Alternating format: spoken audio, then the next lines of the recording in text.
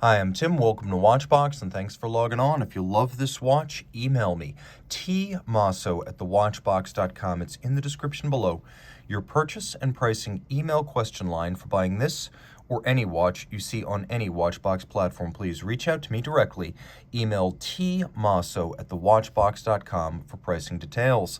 Today we are discussing a model launched in 2019. This is the Audemars Piguet Code 11.59 self-winding, also known as the automatic model. It was one of two primary references launched for that year. While there were high complications, for the most part, the Code 11.59 was launched as a chronograph and an automatic. This example in white gold is a wonderful example of the auto. 41 millimeters in diameter, surprisingly thin at only 10.9 millimeters thick, from lug tip to lug tip, 50 millimeters, and it has a broad spacing of 22 millimeters between the lugs. Now, when you throw the watch on the wrist, you can see that it's not as big as you might expect. It has a canister-like profile that creates the impression of a larger timepiece. In fact, it is broad across the wrist, but it's not thick. As you can see, it would easily slide underneath a dress cuff. And the timepiece at 41 millimeters is full-sized for a dress watch, but not quite oversized. It wears well on my 16 centimeter circumference wrist, and I can easily recommend it for a wrist as small as 14 centimeters circumference. Now, taking a quick look at the strap right here, you can see it is a substantial piece.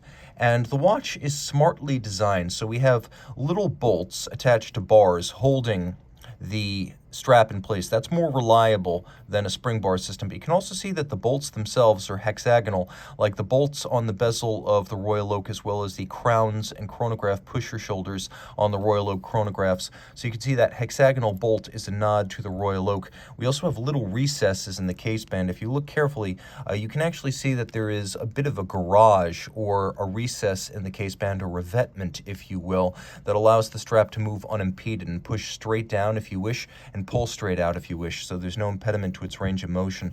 The strap is thick. You can see large rectangular scale alligator leather, navy blue, matte finish. We have a folded edge. We have monotone stitch. There is some bolstering in there. There's a lot of stuffing to add volume and make this a redoubtable and substantial band.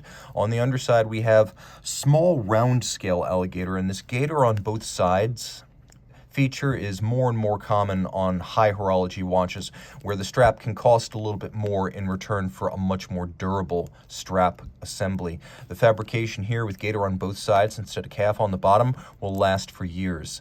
As you can see, we have a buckle, a white gold pin buckle that is distinctive of the model. You can see it too has the little hexagonal bolts outboard, and a combination of satination and polish. It is a good looking, simple and effective buckle. The watch includes these lovely buttress-like lugs that feature bezels on their outer face, satination on their top that wraps around the bottom. They're evacuated so you can see through them, lending an airy, open aesthetic to the case. If you look carefully, you can see that the bezel and the case back are actually superimposed outboard from the mid case, and the mid case is a rounded octagon, much like the bezel of the Royal Oak. This is another nod to the Royal Oak. We have a combination of satin and polish internally. Then we have a bevel that runs all the way around the bezel, which is barely there. This is one of the most minimalist bezels you will encounter in all of watchmaking. We have a crown that features a combination of polish and satin with the AP logo and a sharp knurling that's a pleasure to use. Then we have this dihedral crystal that actually dips in the center and flares up at its edge, creating a fascinating refraction from different angles. It gives the watch a unique appearance on the wrist, and it's one of many surprise and delight features that make this watch the kind you need to really examine 2-3 times to appreciate fully. Now, the dial is deep, lustrous, and expensive to make. The unfortunate thing about these first-year watches is that while the dials themselves were expensively handmade, they didn't always look as deep and lustrous as they were in online photos. Now, you can see that there is a huge Rayhaut. It's actually the minutes and the seconds ring outboard. It's superimposed over the dial. It stands quite proud of the dial. We have quarter Arabic numerals, indices, and hands, as well as Audemars Piguet logo in white gold. And you'll note the dial is a deep, bright, and glossy blue. It's navy blue, glossy, applied multiple steps, possibly up to 12 steps, and definitely involving hand buffing, and clear coats. You can see that the indices themselves have a lovely vaulted shape to them. They're rounded over the top, and that same shape is echoed in the baton-style hands. We have a lovely little counterweight to a lancet-style seconds hand. We have a hacking or stop seconds function. Caliber 4302 also includes a quick set, as you can see. Roll it all over. We have a movement that launched on the 11.59. This is the 4302 next generation Audemars Piguet automatic winding movement. We have a gold mass with the coats of arms of Audemars and Piguet to remind you that AP is the oldest continuously family-owned and run Swiss watchmaker. The movement is larger in diameter than the old 3120 automatic and has a longer power reserve, now 70 hours instead of 60. The watch uses ceramic rotor bearings for high efficiency and minimal maintenance requirements. For shock resistance, we have a full balance bridge with a free-sprung index, and it beats away at 28,800 vibrations per hour, or 4 hertz, rather than the old slower 3 hertz beat rate of the 3120.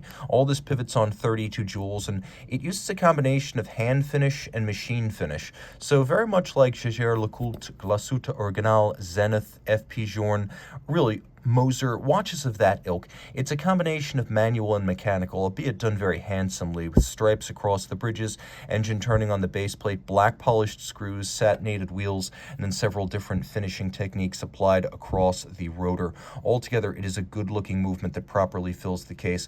All of this water-resistant down to 30 meters. Reach out to Team Mosso at thewatchbox.com for purchase and pricing details of this Code 11.59 self-winding.